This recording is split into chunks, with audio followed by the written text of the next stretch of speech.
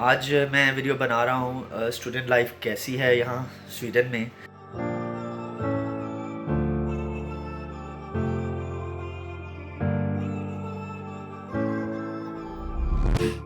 तो चले मैं शुरू करता हूँ अपने ही रूम से जहाँ मैं रह रहा हूँ। मेरा बेड है और ये जो मेरे साथ मेरे रूममेट हैं नजम, अभी उनसे भी मिलवाता हूँ आपको, वो उनका है। बहुत ही रोशन विंडोज़ होती हैं यहाँ पे, बड़ी बड़ी विंडोज़, और उसकी वजह से रोशनी काफ़ी आती है। ये किचन है, इलेक्ट्रिक स्टोव वगैरह, इसी पे हम कुकिंग करते हैं और यहाँ पे हम अपनी सारी जो है वो फूड वगैरह स्टोर करते हैं। और ये बाथरूम है और यहाँ से एंट्रेंस है। रूम की खिड़की है, उधर से कुछ व्यू ऐसा है। ये हमारे यहाँ पे बाहर बाइसिकल्स वगैरह पार्क होते हैं, वो गिरे हुए हैं। और ये सामने लॉन्ड्री है। वैसे तो लॉन्ड्री हमारी बेसमेंट में भी है और आज मौसम भी काफ़ी अच्छा है। ये हैं नजम जी। नजम, क्या हाल है आपका? ठीक है? व्यूवर्स, मेरे व्यूवर्स को हेलो कर दें। Hello guys. नजम और मैं, हम एक ही क्लास में हैं, एक ही सब्जेक्ट में हैं और हमारा सब्जेक्ट है masters in international and European relation.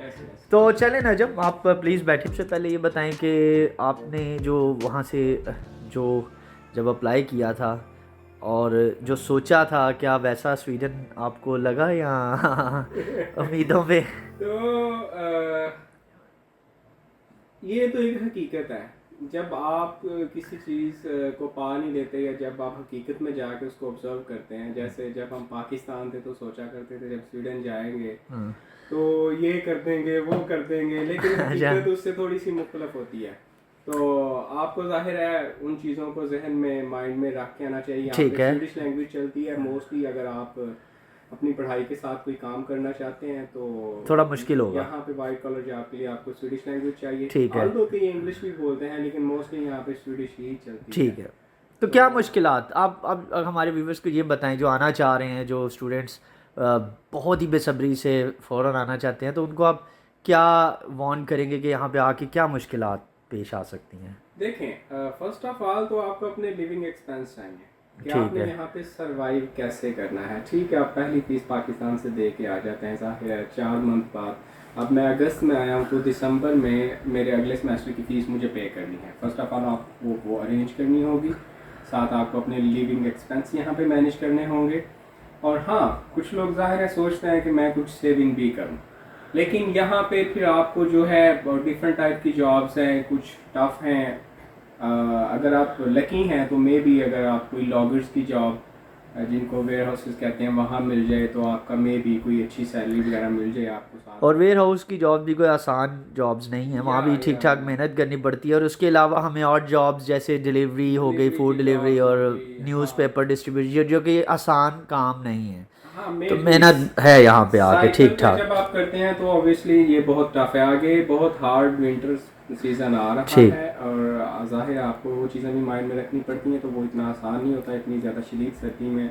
I think so up to -18 to 20 भी टेम्परेचर यहाँ पे जाता है। और स्नोफॉल में जब आप काम करते हैं साइकिल पे तो it's not an easy job, you know. चले ना, जब हम आउटसाइड चलते हैं और हम अपना जो व्यूवर्स हैं उनको जो हमारा अराउंड एरिया है हॉस्टल्स के, वो भी दिखाते हैं जी। तो यहाँ से हम अपने रूम में, ये हमारे यहाँ पे रूम्स हैं इस तरह, और इस तरह हमारी बिल्डिंग में रूम्स हैं। और यहाँ से हम जाएंगे बाहर। इस तरह बिल्डिंग है और इसमें काफ़ी सारे रूम्स हैं और यहाँ पे हमारी मेल्स वगैरह आती हैं। ठीक है, ये और ये यहाँ पे है मेन बाहर जो जाने का डोर। और नीचे यहाँ पे हमारी लॉन्ड्रीज़ हैं, यहाँ पे हम लॉन्ड्री वगैरह करते हैं। तो हम चलें बाहर चलते हैं।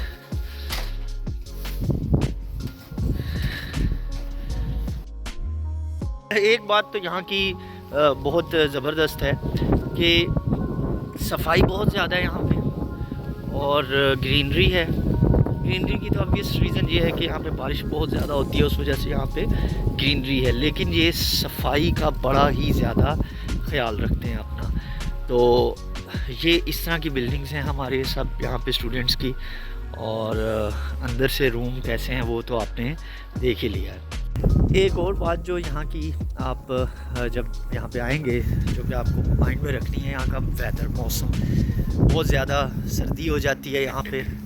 हमने इतनी सर्दी कभी देखी नहीं होती, तो आके बड़ी जल्दी ही जब अगस्त सितंबर में आप आते हैं तो नवंबर से ही सर्दी शुरू हो जाती है। तो सर्दी भी एक बहुत डिफ़िकल्ट फैक्टर है, और जब आपको सर्दी में अगर कोई जॉब वगैरह भी करनी पड़े, जो कि ऑब्वियसली करनी पड़ती है, तो वो ज़रा मुश्किल हो जाता है। यहाँ पे एक और इंटरेस्टिंग चीज़ है कि हर बिल्डिंग के बाहर फूड वेस्ट को कलेक्ट करने की मशीन्स लगी हैं, जिससे जो कि जितना भी ऑर्गेनिक वेस्ट है वो अपने अंदर जो है इसमें आप फेंकते हैं। जैसे इसको यहाँ से हम टैग लगाएंगे तो ये ओपन हो जाएगा, तो इसमें हम जो फूड वेस्ट है वो फेंक देते हैं, और इसी फूड वेस्ट से फिर ये लोग बायोगैस बनाते हैं। यानी कि कचरे से ये गैस बनाते हैं, और उस फिर गैस से ये बनाते हैं बिजली।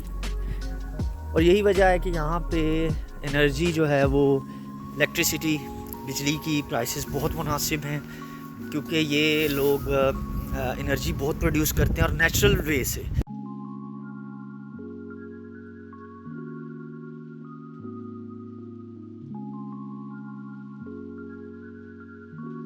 और एक और चीज़ ये कि बहुत ही ऑनेस्ट नेशन है, करप्शन यहाँ पे बिल्कुल नहीं है। ये एक इस मुल्क की आपको जो है ना वो बात बता रही है। रूल्स पे कोई कंप्रोमाइज़, मतलब आपको ये जो रूल है, आप चाहे कितने मजबूर हैं, आपको जो मर्जी है, ये कभी भी कंप्रोमाइज़ नहीं करेंगे। और एक जो वो क्या कहते हैं ना कि रिश्वत लफ्ज़, शायद इनकी वो है ही नहीं, इनकी डिक्शनरी में नहीं है वो लफ्ज़। नो। और उसी वजह से, उस ईमानदारी की वजह से ये तरक्की कर रहे हैं, वरना कोई ऐसी बात नहीं है कि इनके so much loyal to their country, हाँ, अपने मुल्क के साथ बहुत ही ज़्यादा लॉयल हैं। मतलब सिर्फ लफ्ज़ी लॉयल नहीं कि जैसे हम कहते हैं जी ओ प्राउड टू बी, ये हम जिंदाबाद वो, लेकिन अमली तौर पे हम कुछ नहीं करते, लेकिन ये अमली तौर पे करते हैं।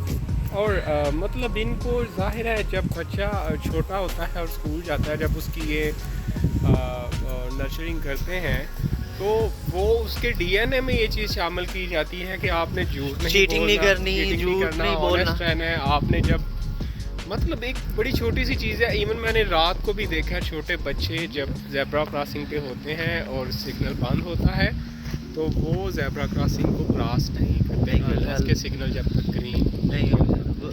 तो हम लोग इन चीज़ों को भी शायद वक्त लगेगा, पता नहीं कभी सीखेंगे, हो जाएंगे, लेकिन हो जाएंगे। We are hopeful.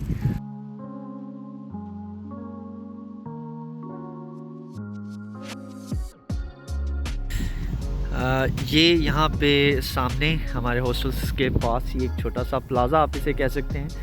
इसमें एक सुपर स्टोर है या जनरल स्टोर आप कह लें, जैसे हमारे पाकिस्तान में होते हैं बड़े इम्तियाज़ वगैरह या इस तरह के। तो यहाँ पे एक चेन है हेम शॉप के नाम से, तो यहाँ पे आपको वो सामने हेम शॉप, वहाँ से आपको सब कुछ मिल जाएगा। और इसी में अंदर कुछ रेस्टोरेंट्स भी हैं और लाइब्रेरी है और इस तरह की, और वो पीछे एक जिम है।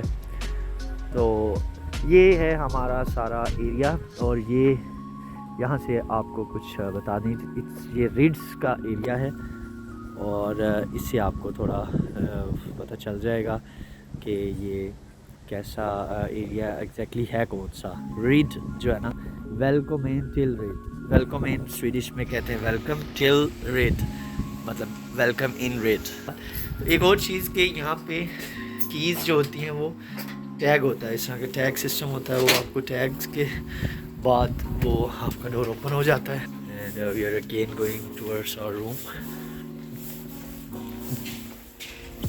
लेकिन अंदर की जो डोर है उसकी की ही होती है, उसका टैग नहीं होता, मेन डोर का टैग होता है। और ये जनाब हम अपने रूम में आ गए वापस।